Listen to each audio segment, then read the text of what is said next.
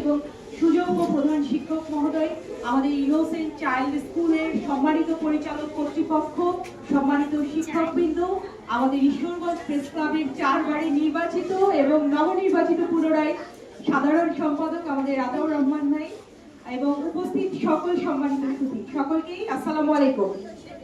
রেজাল্টের দিনে সবার মধ্যে একটা উত্তেজনা কাজ করে না, যে আমি কত রোল করেছি, আমি কি রেজাল্ট করেছি, একটা টেনশন কাজ করে না সবার মধ্যে? সবাই কি জানতে চাচ্ছ না যে আমার রেজাল্ট কেমন হয়েছে, আমি ফার্স্ট হয়েছি কিনা, আমি সেকেন্ড হয়েছি কিনা, সব সাবজেক্টে আমি ভালো করেছি কিনা? আমাদের যে ছোট ছোট মুখগুলো, এইটুকু পুতুলের মতো বাচ্চাগুলো, তোমাদের কাছে আমার অনুরোধ থাকবে তোমরা পড়াশোনাটা করবে খুব মনোযোগ দিয়ে।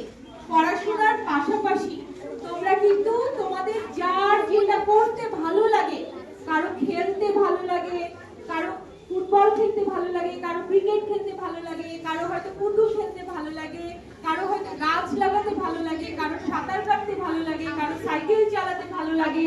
এই যে আমাদের সবার কিছু না কিছু ভালো লাগা আছে না, আমাদের এই ছোট্ট ছোট্ট মনের ভেতরে সবার তো কিছু না কিছু ভালো লাগা আছে। এই ভালো লাগার কাজগুলোকে প্রতিদিন তোমরা করবে। স্কুল থেকে ফেরার পরে বাসায় একটু রেস্ট নিবে, মায়ের কাজে সহযোগিতা করবে, মাকে গিয়ে জিজ্ঞেস করবে, মা তুমি রান্নাঘরে কি কাজ করছো, আসো আমিও তোমাকে একটু সহযোগিতা করি।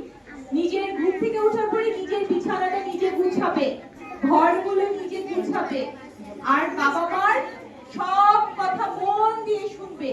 যেসব বাবুরা বাবা মার কথা মন দিয়ে শোনে তারা কিন্তু বড় হয়ে অনেক বড় মানুষ হতে পারে, আর যারা অনেক লেখাপড়া করে কিন্তু বাবা মার কথা মন দিয়ে শোনে না, তারা কিন্তু বড় হতে পারবে না, অনেক লেখাপড়া করেও কিন্তু লাভ হবে না।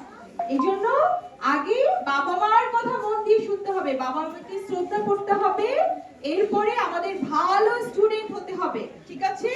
আগে ভালো মানুষ হতে হবে, তারপরে বড় অফিসার হতে হবে। আমরা সকলে কি হব?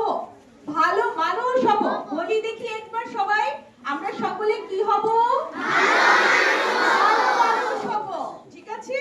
আমরা প্রত্যেকে ভালো মানুষ হব, আমরা কোনো খারাপ কাজ করব না যেটাতে আমাকে অন্যরা খারাপ বলতে পারে।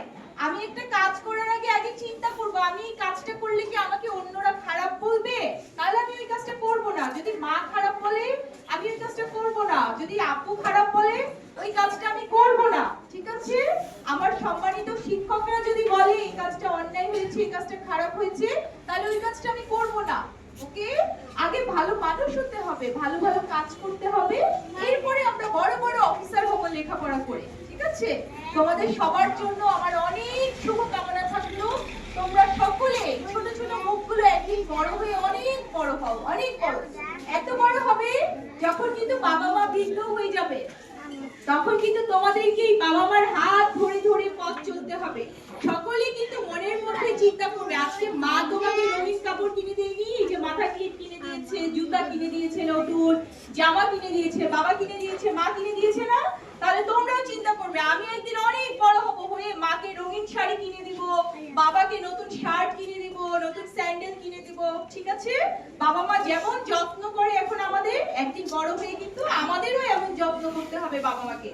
তাহলেই কিন্তু জীবনের সার্থকতা, বেঁচে থাকার সার্থকতা।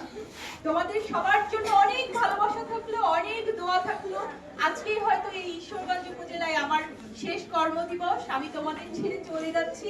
তোমরা সকলে আমার জন্য দোয়া করবে, ঠিক আছে? ভালো থাকো সবাই, সকলের জন্য শুভকামনা। আসসালামু আলাইকুম।